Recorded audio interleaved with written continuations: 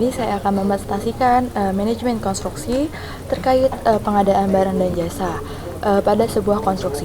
Sebelumnya, perkenalkan nama saya Nurfetu Zakia dari 2TKG1 dari kelompok 2.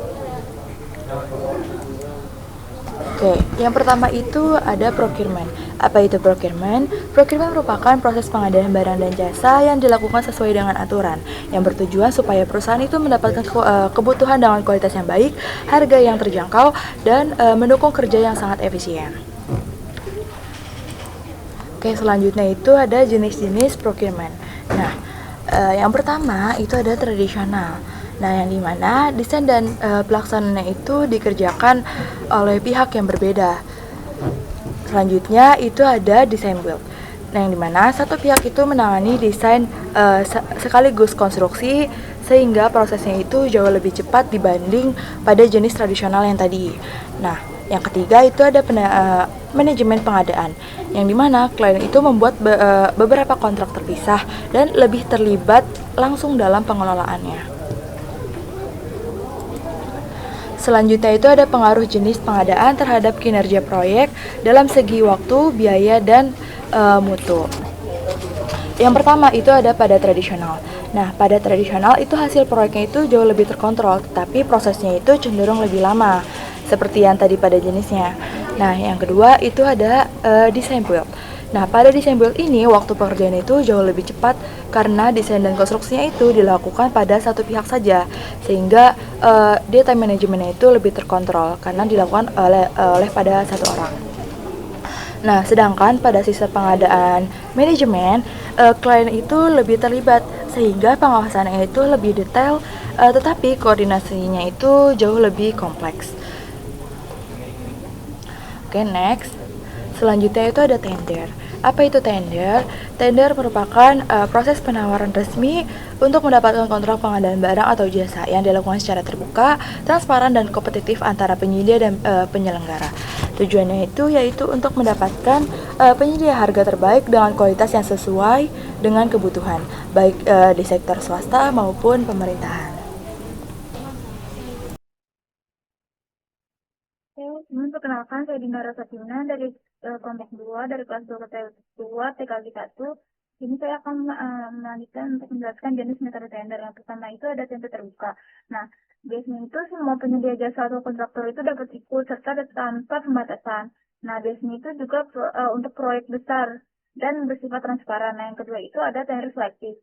Nah, tender selektif ini hanya kontraktor tertentu yang diundang berdasarkan kualifikasi. Nah, yang terakhir, yang ketiga itu ada negosiasi tender. Nah, biasanya pemilik proyek memilih salah satu atau beberapa kontraktor untuk dinegosiasikan secara langsung.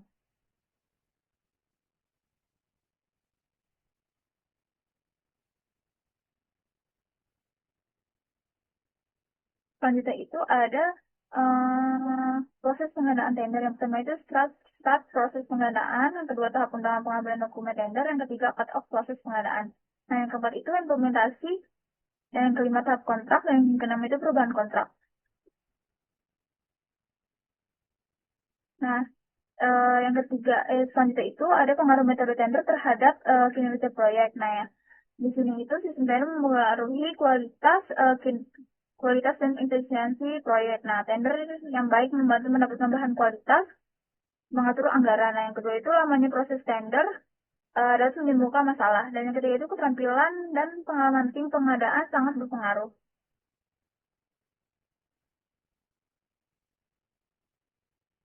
Oke, selanjutnya itu adalah strategi pengadaan.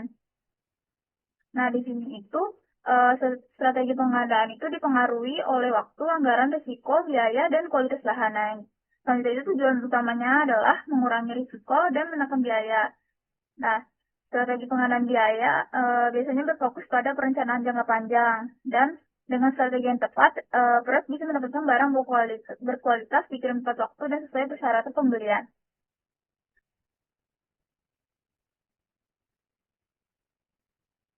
Nah, yang selanjutnya itu ada perencanaan pengadaan barang jasa. Yang pertama penyusunan strategi pengadaan, yang kedua penyusunan paket tender, yang ketiga daftar pengadaan, yang keempat permintaan pengadaan barang dan jasa.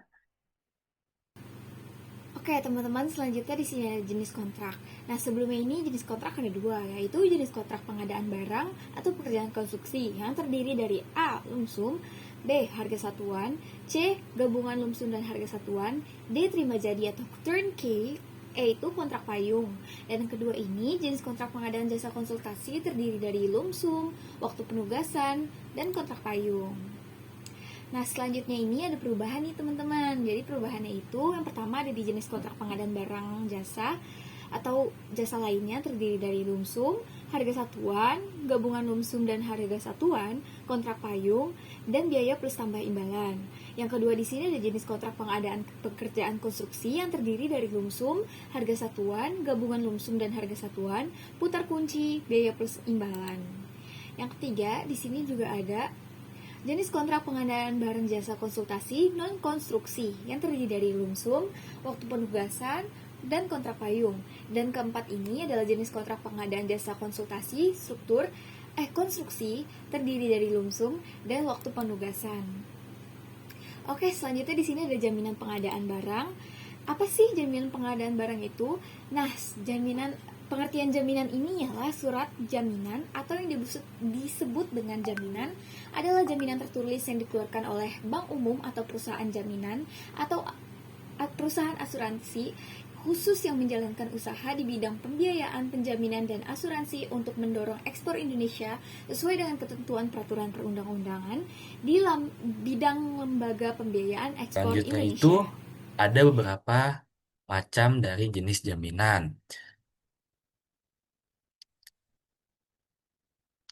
Kita ngambil dari pasal 27, yang pertama itu ada jaminan penawaran.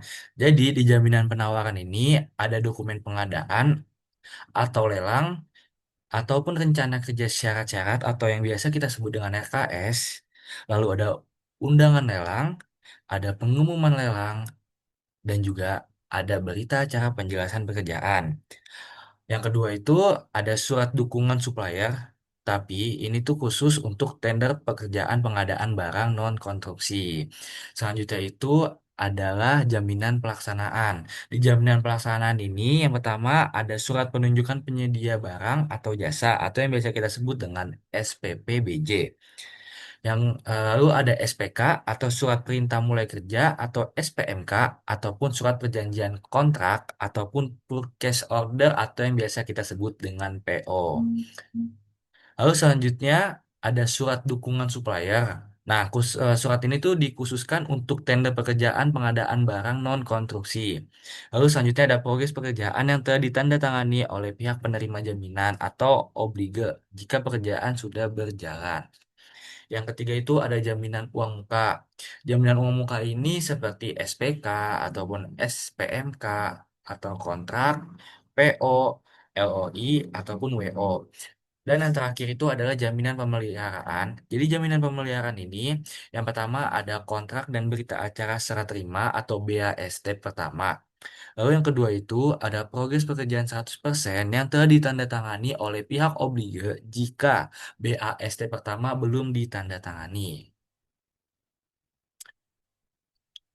Oke, selanjutnya itu di sini ada yang namanya evaluasi penawaran. Nah, di evaluasi penawaran ini kita ada tiga macam, yaitu ada evaluasi penawaran di administrasi, lalu ada yang di teknis, dan juga ada yang di harga. Oke, kita next. Untuk evaluasi penawaran di bidang evaluasi administrasi, ini tuh memastikan dokumen penawaran lengkap dan sesuai dengan persyaratan administratif yang ditetapkan dalam dokumen pengadaan. Dokumen yang biasa dievaluasi antara lain yaitu surat penawaran, surat kuasa, data kualifikasi, rekap TKDN, RK3K, daftar barang impor jika ada, dan dokumen penawaran teknis. Selanjutnya itu adalah evaluasi teknis. Menilai evaluasi teknis ini adalah untuk menilai kualitas teknis dari penawaran, termasuk pengalaman penyedia, kualitas bahan, metode kerja, dan kemampuan menyelesaikan proyek sesuai jadwal. Evaluasi teknis dapat dilakukan secara kualitatif atau sistem gugur ataupun kuantitatif dengan pemberian skor. Penyedia yang lulus evaluasi teknis akan dilanjutkan ke tahap evaluasi harga. Nah, jadi kita di sini bakal lanjut ke evaluasi yang ketiga, yaitu evaluasi harga, lanjutan dari evaluasi teknis yang sebelumnya.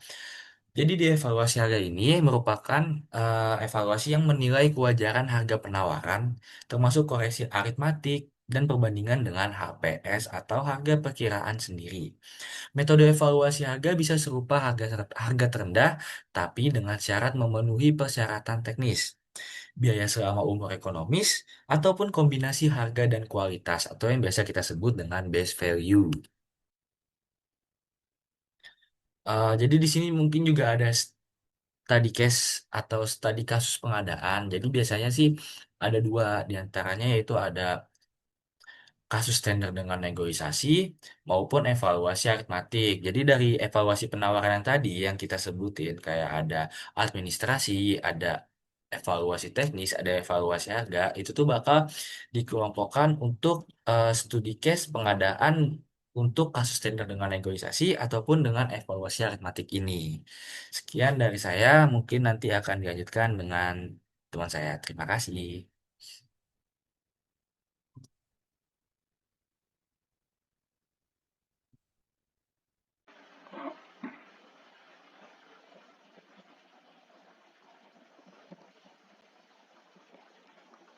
Sanksi dan pelayanan hukum diatur pada Pasal 78 Ayat 2 dan Pasal 85. Pada saat peraturan presiden ini mulai berlaku, kewajiban memiliki sertifikat kompetensi untuk personel lainnya dilaksanakan paling lambat 31 Desember 2023. Selain itu, fungsi pengelolaan layanan pengadaan secara elektronik yang dilaksanakan oleh unit kerja terpisah berlaku sampai 31 Desember 2023. Pada saat peraturan presiden ini mulai berlaku, pengadaan pekerjaan konstruksi atau pengadaan jasa konsultansi konstruksi atau pekerjaan konstruksi terintegrasi tetap dilaksanakan sesuai. Contoh proyek: Empire State dengan jenis procurement tradisional, didesain dulu oleh Shreve, Lamb and Harmon dan dibangun oleh kontraktor terpisah. Main kontraktornya Starrett Brothers dan Eaton, structural engineer-nya Homer G. Balcom atau Balcom and Vaughan. Yang kedua adalah Terminal 4 Changi Airport dengan jenis procurement Design and Build. Changi Airport Terminal 4 dikerjakan konsorsium Design and Build dipimpin oleh Takenaka Corporation, yang dimana mereka punya arsitek dan engineering-nya sendiri. Sydney Opera House dengan sistem pengadaan manajemen. Kliennya NSW Government, construction manajernya Civil and Civic plus Hornibrook Group, desainer John Arson sebagai arsitek, Of Arup sebagai struktur. Trade contractor banyak pakai terpisah seperti roof cell, concrete, dan interior. Thank you.